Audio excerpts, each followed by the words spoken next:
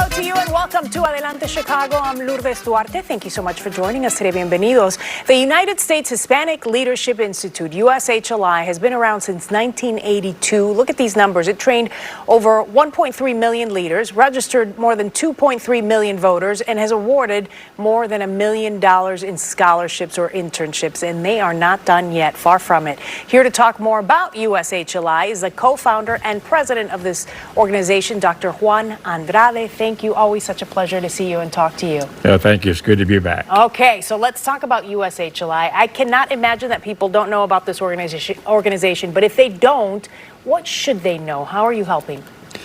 Well, we do a lot of promotional work in education, especially working with high school students and college students and recent college graduates, helping them and discover their own talent, their ability, so that they can engage in some activity, community service type activity, and employment, of course, and register to vote and be an active participant in the electoral process to help sustain and reinforce our democracy. And I mean, really, you're turning them into leaders. Every year in February, you do a conference where thousands of kids from all over the country, Latinos, are involved in these sessions, these leadership sessions, to learn about government, to learn about, what it would be like if they one day want to run for office, right? Yes, and we've had several participants who have come through the conference and have gone on to run for local office. They run for state representative, school board, county government, Congress, and have done so successfully. Yeah. So there's a lot of young people out there now in some way within their sphere of influence,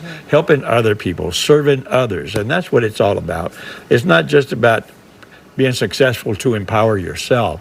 It's being successful by empowering others. Yeah. And that's what real success is all about in my book. Okay. I want to talk to you about a new project that you are embarking on. It's called Project SED, or Proyecto SED, which it sort of signifies the thirst for knowledge right now that people have, especially young students who are sort of tied up on social media and getting information through social media. How is that going to work? How are you hoping to shape that? Well, SED is a Students for an Educated Democracy.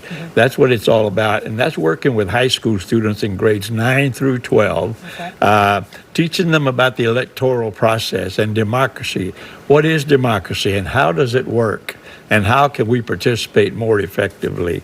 And we study elections as they occur. Currently, like we're electing, we have a gubernatorial election with Congress, candidates being up on the ballot, state legislators being on the ballot, county commissioners being on the ballot. And of course, today, now in Chicago, we have the Chicago Board of Education on the ballot as well in November for the first time. And so we study those elections.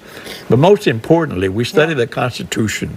What is the basis in the Constitution for these jurisdictions that exist to which we elect people every year? What is it that they do? And what are the legal grounds for them to do so? And so it's studying the Constitution, it's studying about how democracy works. And in this election, for example, we'll have a mock election after the material for Project SED is taught in the classroom. We have a mock election for real candidates on sample ballots, paper ballots, and give them a feel for it. And the students run the elections themselves, which is kind of a preliminary training for eventually becoming election judges, because we need more of them as well.